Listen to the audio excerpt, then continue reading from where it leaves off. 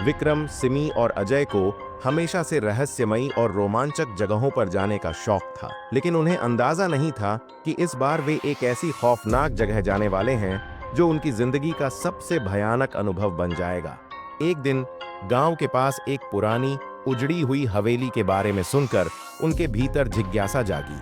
लोग कहते थे कि वहां रात के अंधेरे में अजीब अजीब आवाजें गूंजती हैं और जो भी अंदर जाता है वो फिर कभी लौटकर नहीं आता। डर और रोमांच के इस अनोखे मिश्रण ने चारों को अंदर जाने के लिए उकसाया। आधी रात के 12 बजे हिम्मत जुटाकर वे टॉर्च और मोबाइल लेकर हवेली में दाखिल हुए। अंदर घना अंधेरा पसरा था। मकड़ियों के जाले और धूल जमी दीवारें उनकी रीढ़ में सिहरन दौड़ा रहे थे। चारों की सांसें तेज हो गईं। अचानक सिमी की टॉर्च बुझ गई। ठंडी हवा का एक झोंका उनके शरीर से टकराया और एक अनजान डर उनके दिलों में घर कर गया। कोई यहाँ है? विक्रम ने घबराई आवाज में पूछा, लेकिन जवाब में सिर्फ सन्नाटा था।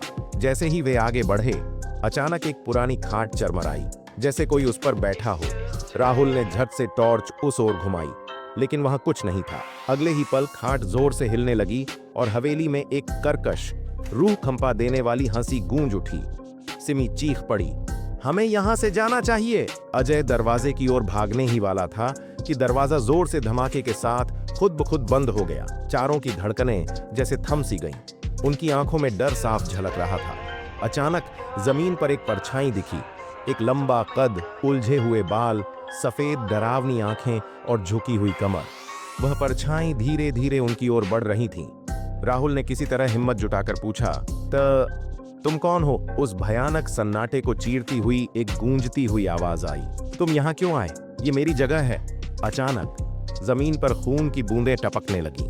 चारों दोस्तों ने घबराकर दरवाजे की ओर दौड़ लगा दी। किसी तरह धक्का देकर वे बाहर निकले। उनके दिल की धड़कनें बेकाबू थीं, सांसें तेज हो गई थीं, लेकिन जब वे पलटकर देखने की हिम्मत जुटा सके तो हवेली की टूटी खिड़कियों से एक सफेद आकृति उन्हें घूर रही थी।